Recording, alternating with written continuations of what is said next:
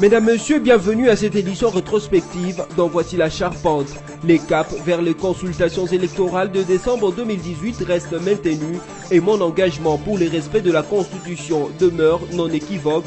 Telles sont les phrases du chef de l'État Joseph Kabila Kabange lors de son discours sur l'état de la nation devant les deux chambres du Parlement réunies en congrès le jeudi 19 juillet 2018 au Palais du Peuple.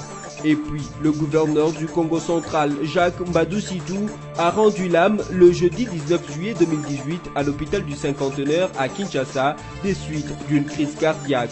De son vivant, Jacques Mbadou a doté la province du Congo central d'un gouvernorat ultramoderne ainsi que de plusieurs infrastructures routières et immobilières.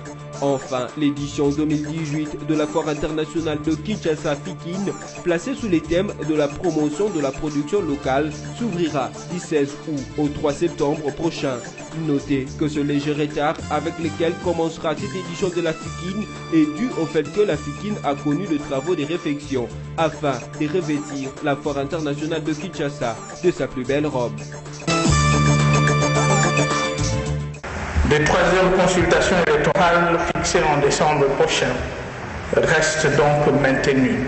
Le cap vers les consultations électorales de décembre 2018 reste maintenu et mon engagement pour le respect de la Constitution demeure non équivoque. C'est en substance ce que l'on peut retenir des annonces, ou plutôt des rappels faits par le président de la République, Joseph Kabila Kabange, sur la situation sociopolitique de l'heure. Le chef de l'État s'est ainsi exprimé ce jeudi 19 juillet 2018 dans son discours sur l'état de la nation devant les deux chambres du Parlement réunies en congrès. Pendant près d'une heure, le président de la République a planché sur les efforts fournis pour promouvoir les idéaux de la démocratie, du patriotisme et de l'indépendance de la RDC. L'objectif de tous ces efforts, a-t-il indiqué, était et demeure de libérer les énergies positives du peuple en vue de la cohésion nationale pour le développement. La démocratie a fait ses preuves en RDC, a constaté Joseph Kabila, qui a rappelé le rejet par les Congolais de toutes les tendances à donner des leçons à ce pays qui n'en a jamais donné aux autres. Et à ceux qu'il a appelés les assassins de la démocratie, il a rappelé que ni les accusations gratuites, ni les menaces inconsidérées, ni les sanctions arbitraires et injustes ne détourneront la RDC de la voie tracée pour sa démocratie. Il s'agit, dans cette détermination, d'honorer la lutte des pères de l'indépendance, redonner la liberté au peuple et libérer ses énergies pour la reconstruction de la RDC. Le chef de l'État a par ailleurs annoncé qu'afin de s'affranchir des financements extérieurs et des chantages de tout genre, il ne sera plus question d'accepter des financements extérieurs pour l'organisation des élections. Un moyen, a-t-il estimé, de donner au seul peuple congolais le pouvoir de conférer la légitimité à ceux qui sortiront des consultations électorales à venir. Les élections sont, plus que jamais, une affaire de souveraineté et seront désormais entièrement financées par l'État congolais, a encore martelé le président Kabila, qui a cependant souligné qu'il ne s'agit pas là d'une suffisance ni de l'arrogance, mais d'une option politique responsable qui donne un sens à l'indépendance et à la dignité nationale. Auparavant, le président de la République a retracé le bilan de ses 17 ans passés à la tête de la RDC. Auscultant tous les secteurs de la vie nationale, il a conclu en sa satisfaction de constater que tous les efforts consentis ont porté des fruits en termes d'avancées notables dans tous les domaines. Défense et sécurité, énergie, éducation et santé, emploi, administration, territoriale, économie et finances, etc. N'en déplaise à ceux qui ne voient que ce qui reste à faire et jamais ce qui est fait, a-t-il encore noté l'indice du développement humain présenté dans les derniers rapports du PNUD et le témoignage de ses avancées. Joseph Kabila a cependant noté qu'en dépit de ces résultats positifs, les conditions sociales de la population, surtout en milieu rural, restent encore préoccupantes. Cette situation devra demeurer au centre de toutes les politiques à venir.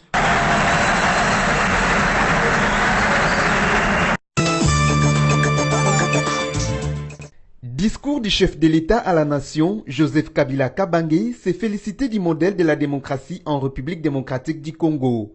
Dans son message du jeudi 19 juillet 2018, le raïs s'est félicité non seulement de la démocratie RD congolaise, mais aussi salué les idéaux du patriotisme et de l'indépendance nationale pour lesquels les pères de l'indépendance ont payé de leur vie. Je me suis employé au plan politique à promouvoir les idéaux de la démocratie, du patriotisme et de l'indépendance nationale pour lesquels Simon Kimbangou Patrice Emery Lumumba et Musée Laurent Désiré Kabila ont payé de leur vie en m'assurant que la liberté publique, ainsi que la participation politique de tous, telle que garantie par la Constitution et les lois de la République, soit exercée en vue d'une seule finalité, à savoir libérer les énergies positives en vue de la cohésion nationale et du développement de notre pays. Aujourd'hui, notre modèle démocratique a fait ce preuve et tous ceux qui tentaient de s'improviser en donnant de leçons l'ont bien compris. Joseph Kabila a invité les Congolais à ne pas céder aux pressions internationales ni aux sanctions injustes de peur d'être détournés de la voie tracée. Je me dois de rappeler à ce sujet que ce ne sont ni des accusations gratuites et infondées, ni des pressions ou menaces inconsidérées, et encore moins de sanctions arbitraires et injustes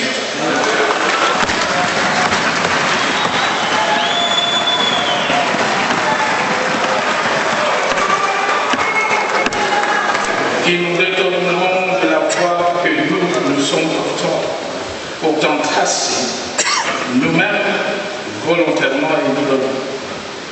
Le président de la République a réaffirmé la tenue des élections cette année avant d'annoncer que, désormais, les élections à RDC seront financées par les Congolais eux-mêmes. Le cap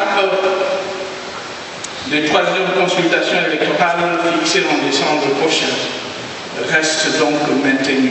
Et notre engagement à respecter la Constitution demeure lui aussi non. Je réaffirme donc que désormais, les élections en République démocratique du Congo seront réellement une affaire de souveraineté et qu'elles seront en conséquence entièrement financées par l'État public.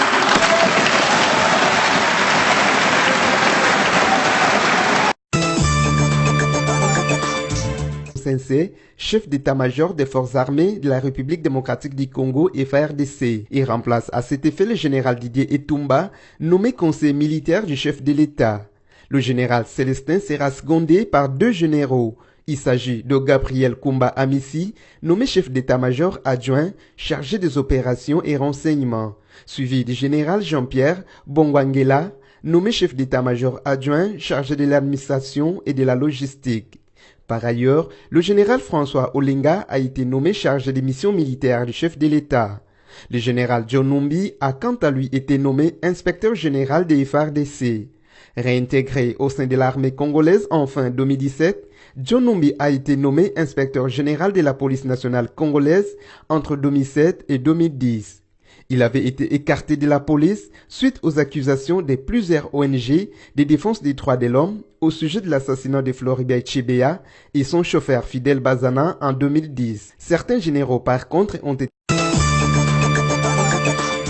Le projet de loi portant statut des anciens chefs d'État élus a été envoyé vendredi 19 juillet à la présidence de la République pour sa promulgation par le chef de l'État. C'est l'essentiel de la plénière du mercredi 18 juillet, tenue dans la soirée à la Chambre basse du Parlement, qui a statué sur les votes finaux du texte de la loi Mutinga. La commission paritaire mixte n'ayant pas pu harmoniser les points de vue des deux chambres, la proposition de la Chambre basse l'a ainsi emportée sur celle de la Chambre haute.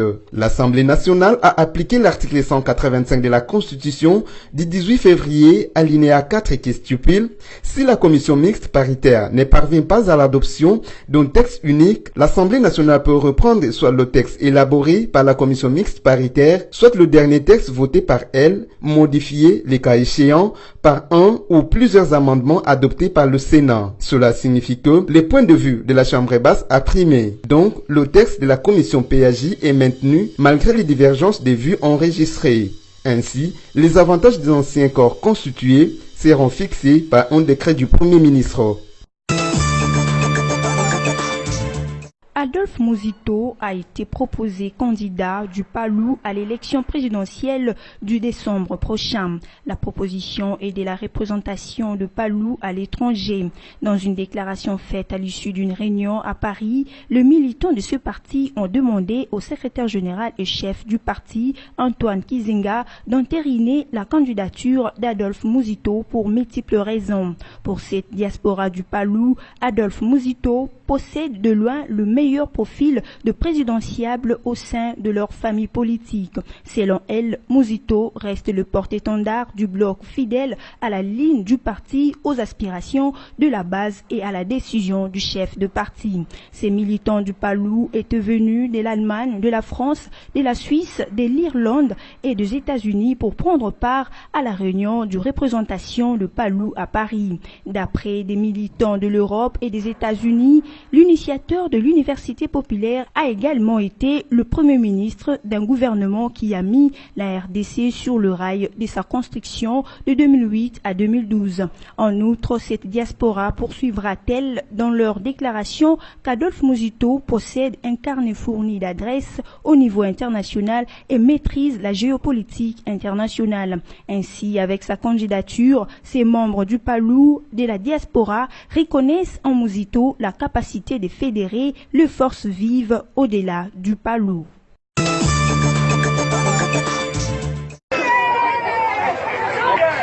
Tony Cassius Bolamba a séjourné récemment dans la ville de Mbandaka, chef-lieu de la province de l'Équateur.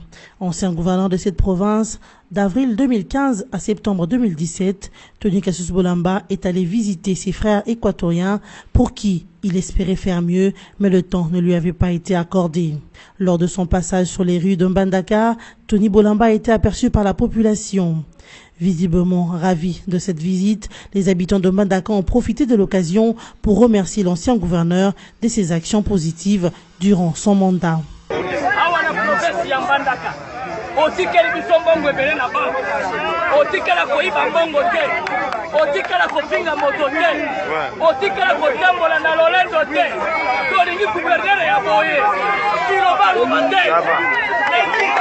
D'autres se plaignent déjà de l'obscurité qui a refait surface en Mbandaka après Tony Bolamba suite au vol de différentes lampes qu'il avait placées dans la ville.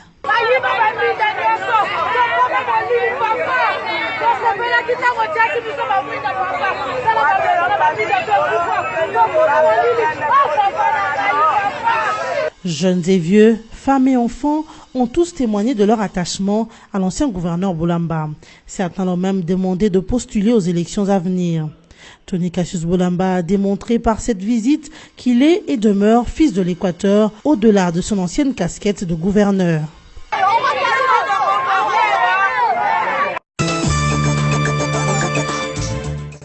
Le gouverneur de la province du Congo central, Jacques Mbadou Nsitu, n'est plus. Il est décédé jeudi 19 juillet 2018 à l'hôpital du Cinquantenaire à Kinshasa des suites d'une crise cardiaque. Le 31e gouverneur de la province du Congo central a rendu l'âme juste avant le discours du chef de l'État, Joseph Kabila Kabange, devant les deux chambres du Parlement réunies en congrès, où tous les gouverneurs des provinces étaient aussi invités. Ici est de rappeler que Jacques Mbadou, alors élu député national pour les comptes du PPRD, se présentera en indépendant contre l'avis de son parti pour les gouvernorats de la province du Congo central. Élu en octobre 2012, il devient le 31e gouverneur de cette même province. Pour l'instant, c'est le vice-gouverneur Atou Matubwana qui succédera à l'illustre disparu en attendant l'élection des nouveaux gouverneurs. Dès son vivant, Jacques Mbadou a doté la province du Congo central d'un gouvernorat ultramoderne, d'un stade à Matadi et plusieurs autres infrastructures routières et immobilières. Le programme des obsèques n'est pas encore connu à l'heure actuelle. S'exprimant au sujet de la décrispation politique lors de la réunion tripartite lundi 16 juillet, Alexis Tambwe Mwamba, ministre de la Justice et garde de Sceaux, n'a pas usé de la langue de bois s'agissant de prisonniers dits emblématiques. Pour lui, qu'il s'agisse de Diomi, Diongo ou encore de Muyambo, aucun d'entre eux ne peut être libéré. On veut que je libère Eugène Diomi, Franck Diongo, Jean-Claude Mouyambo. Je voudrais vous signaler ici que ce que vous considérez comme cas emblématique ne peut pas trouver solution au niveau du ministère de la Justice. Ces individus ne sont pas libérables, a expliqué le ministre Mwamba. Poursuivant, le patron de la garde de Sceaux a déclaré en insistant « Faites voter une loi d'amnistie pour Diomi, Mouyambo et Franck Diongo en disant qu'ils peuvent être libérés. » Et le jour où cette loi est promulguée, dans les heures qui suivra la promulgation, ils sortiront. Pour lui, le ministère ne peut agir qu'en fonction de la loi, que l'accord de la Saint-Sylvestre n'est pas la Bible. Un ultimatum de 48 heures a été donné au ministre Alexis Thambwe Mwamba pour retirer ses insultes proférées contre le journaliste congolais. C'est lors de son intervention à la tripartite CNI-CNSA gouvernement le lundi 16 juillet 2018 que le ministre Thambwe a qualifié les journalistes de misérables, minables, des personnes qui écrivent n'importe quoi pour le paix d'argent de Moïse Katumbi tout en continuant à lui accorder la parole. Raison pour laquelle l'Union nationale de la presse du Congo proteste énergétiquement et considère ces propos inacceptables et indignes d'hommes d'État. Compte tenu de la gravité de ces insultes, l'UNPC, en sa qualité de cadre fédérateur de tous les journalistes et organisations professionnelles des médias en RDC, exige du ministre Thambwe le retrait en disant 48 heures de ces insultes, faute de quoi la profession prendra de mesures graves de rétorsion. Cependant, cette situation doit servir de leçon à la coopération journalistique de la RDC, car il y a tellement d'intrus dans la profession que celle-ci perd sa valeur en RDC. Mais étant ministre d'État, Alexis Thambwe Mwamba devait faire preuve de scrupules. Les vendeurs de différents marchés de Kinshasa ont mis en exécution leur menace de grève de 2 jours à partir de ce lundi 16 juillet 2018. Ils s'opposent à la hausse de la taxe journalière de l'hôtel de ville qui passe de 500 francs à 1200 francs, soit 1000 francs pour le ticket ordinaire et 200 francs pour l'entretien appelé Salongo. Ce lundi matin, les étalages des marchés Gambela, Selembaou, Matete, Zando et Livia à Massina Prêtre Congo sont vides. Ces vendeurs disent ne pas reprendre leurs activités jusqu'à ce que l'autorité urbaine réduise le prix du ticket journalier. Ils trouvent inopportune cette augmentation car non seulement ils ne gagnent pas déjà assez, mais aussi aucune amélioration n'est enregistrée dans les marchés depuis qu'ils payent ce ticket de la ville. Retenez que tout l'avant-midi de ce lundi 16 juillet, Kinshasa a vécu son marché et aucune autorité n'a fait le déplacement pour s'imprégner de la situation. Sa Majesté Sangaba Lende a menacé de ne pas jouer la prochaine édition de la Ligue nationale de football, la Vodacom Ligue 1. C'est ce qu'a fait savoir son président Ngoï Kassanji ce lundi 16 juillet lors d'une conférence de presse. Pour le président sponsor Alphonse Ngoï Kassanji, l'incompétence du comité actuel et l'injustice subie par son équipe à cette édition finissante sont entre autres raisons qui les poussent à prendre cette menace de suspendre la participation de son équipe au championnat national d'élite. Avec regret, j'annonce que Sangaba Lende conditionne sa participation à la prochaine édition de la Linafoot par la démission du comité Mweu, nommé unilatéralement par la FECOFA. Ce comité fait preuve de partialité à l'égard de certains clubs. Quel qu'il soit le délai que cela prendra, c'est une décision formelle qui ne sera revue sous aucun prétexte, a-t-il fait savoir. Avant de poursuivre, nous avons vécu le pire avec cette commission nommée. Il a fait des scandales à championnat national. Pourtant, nous avons connu des comités élus. Bien que ces derniers aient leur appartenance, ils s'efforçaient quand même de faire respecter le règlement. Mais avec celui de Mweu, nous avons vécu le banditisme. Au moins 18 changements des officiels durant le match de Sangaba Lende, tempêtait-il. Sangaba Lende emboîte ainsi les pas à Char 11 qui, dès le début du championnat, avait annoncé sa non-participation à la 23e édition de la Ligue nationale de football. Sangaba Lende a terminé cette 23e édition à la 4e place après DSMP. L'équipe d'Mbujimai ne participera donc pas aux compétitions africaines l'année prochaine. Par ailleurs, le tout-puissant Mazembe et l'As Vita Club ont repris les chemins des compétitions africaines dès ce mardi pour la 3e journée des phases de poule. Les Corbeaux ont rencontré Mouloudia Club d'Alger pour le compte de la Ligue des Champions. Vita Club, quant à lui, affrontera mercredi 18 juillet les Ghanais d'Adouanastas FC pour les comptes de la Coupe de la Confédération. L'édition 2018 de la Foire internationale de Kinshasa FIKIN, placée sous les thèmes de la promotion de la production locale, s'ouvrira du 16 août au 3 septembre prochain. La direction générale de cet établissement justifie le retard intervenu cette année à la suite de la prise de position de l'autorité de tutelle au sujet des travaux de réhabilitation sur le site de la Foire internationale de Kinshasa. Les installations de la FIKIN ont subi cette année des travaux de réhabilitation qui ont été annoncés avant l'ouverture de l'édition foraine 2018 par son administrateur Bokopolo. Ces derniers invitent les opérateurs économiques qui désirent prendre part cette année à souscrire pour l'occupation des espaces dans la FIKIN. Rappelons que la FIKIN ouvre généralement ses portes chaque année pendant les grandes vacances entre le mois de juillet et septembre. Mais pour cette année, suite aux travaux de réfection, l'administrateur Bokopolo avait d'abord annoncé la non-tenue de l'édition foraine cette année avant d'échanger cette décision.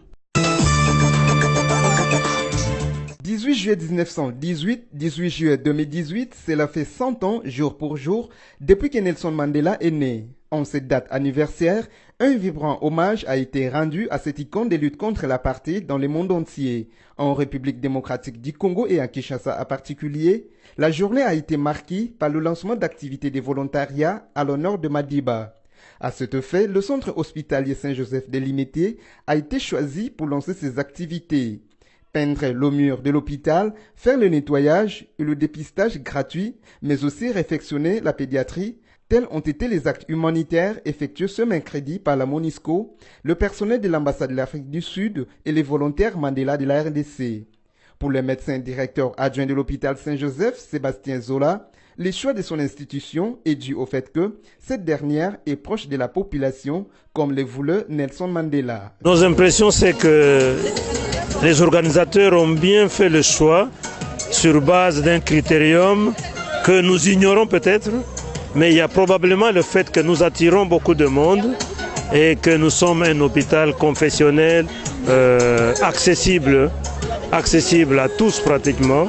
David Kresley, qui a représenté Leila Zerougui, patron de la MONUSCO, a fait savoir que les Nations Unies en RDC resteront toujours dans la même lignée que Nelson Mandela, notamment en défendant les droits de l'homme, la dignité de la femme et des enfants et en combattant pour la paix durable. Du côté du gouvernement provincial, la ministre de l'Éducation, Thérèse Olenga, a indiqué que l'exécutif provincial soutiendra la philosophie de Mandela afin de la pérenniser au sein des générations futures.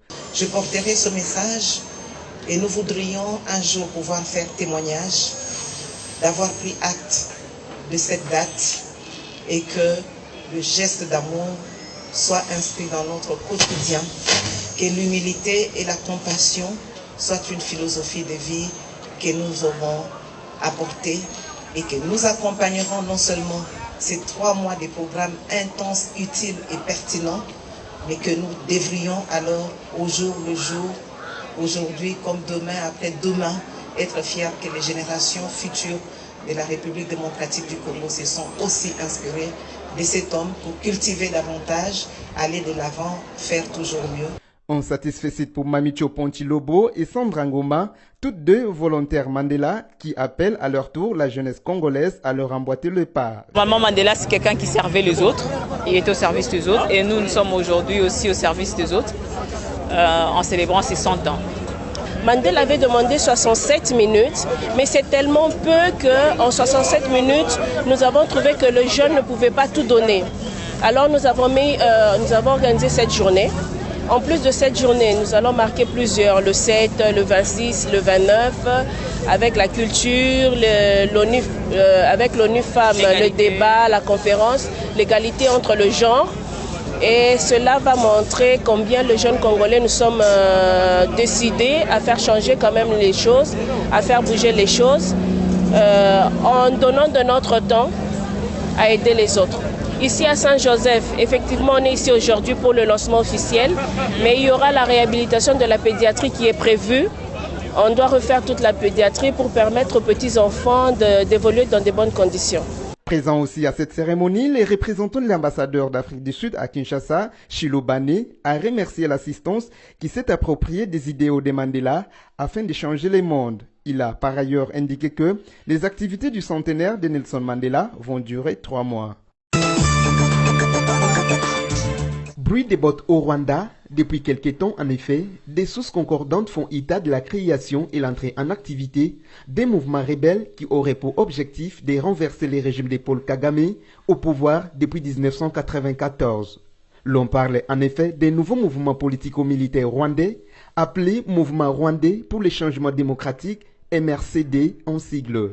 Dans une déclaration récente, ce mouvement dénonce la détresse des Rwandais causée par le régime FPR et Kagame à travers les techniques visant à les paupériser et à les affamer par une pression fiscale sans précédent, spoliation à grande échelle, ainsi que d'autres stratégies cruelles. Le MRCD assure aussi avoir créé un mouvement armé, les Forces nationales de libération FNL, ayant pour mission de chasser les fronts patriotiques rwandais au pouvoir. Ce mouvement est né d'une alliance entre les PDR de Paul Rusesabagina, présenté comme son président, le CNRD de l'ex-FDLR Wilson Iratageka, qui en est le vice-président, et le RRM, un ex-RNC, qui est le deuxième vice-président du nouveau mouvement MRCD. Les nouvelles disponibles font déjà état d'incursions armées en territoire rwandais à partir du Burundi voisin, ce qui serait à la base des frictions évoquées actuellement entre Kigali et Bujumbura.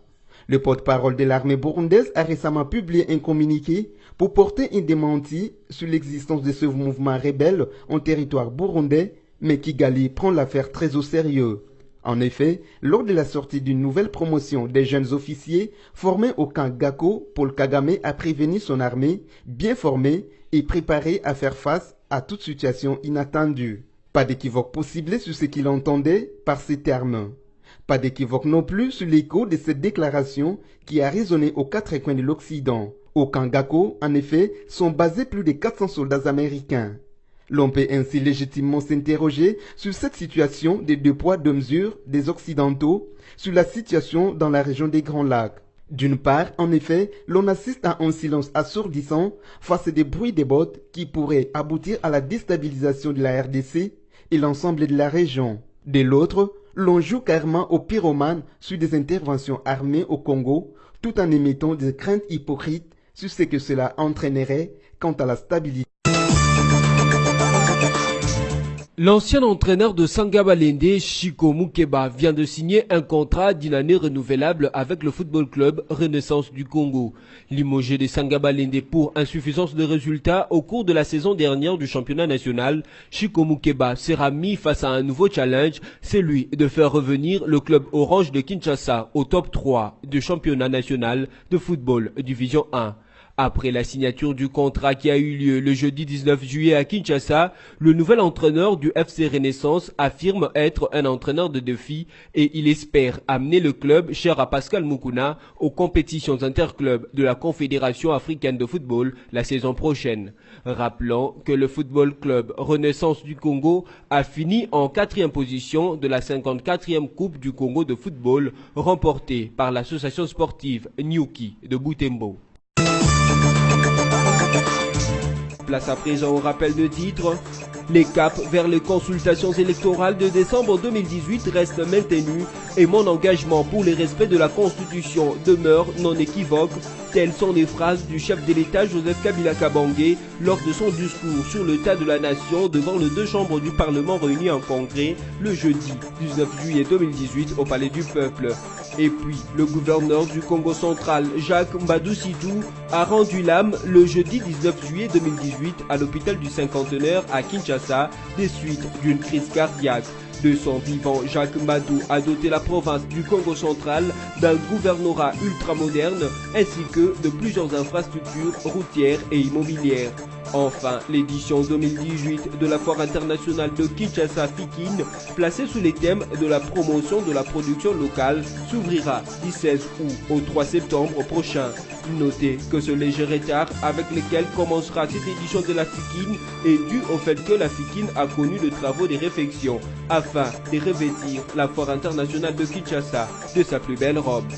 Ainsi prend fin cette édition rétrospective. Merci à vous de l'avoir suivi et à la prochaine.